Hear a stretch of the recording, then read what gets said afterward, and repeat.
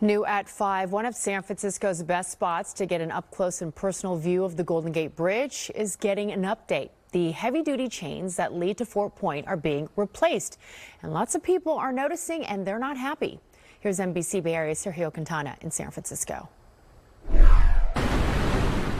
For many people here, the heavy-duty chains that line Marine Drive headed to Fort Point add a little something to the already breathtaking view from the base of the Golden Gate Bridge. It looks like there's history here, you know, like there's been a long eons of fishing and other boat traffic and everything, so yeah. But some of the concrete stanchions that hold up the chains are getting pulled out. It started last week. The old rusting chains are now being loaded into massive bins nearby to be hauled away.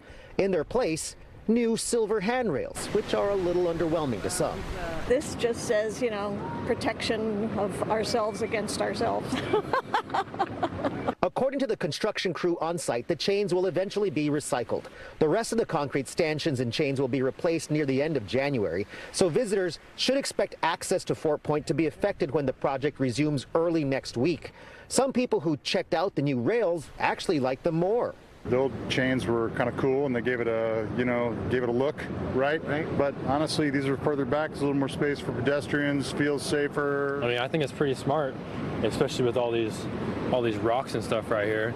So maybe less people will be like going down on the rocks. It's probably a smart thing. According to the National Park Service, the chains were actually installed here in the 1990s, so they're not historically significant. Prior to the 1990s, the barriers were wooden, and before 1945, there were no barriers at all.